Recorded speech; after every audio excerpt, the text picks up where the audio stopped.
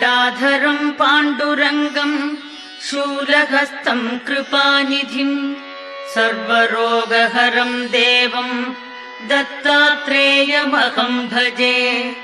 जगदुत्पत्तिकर्त्रे च स्थितिसंहारहेतवे भवपाशविमुक्ताय दत्तात्रेय नमोऽस्तु ते।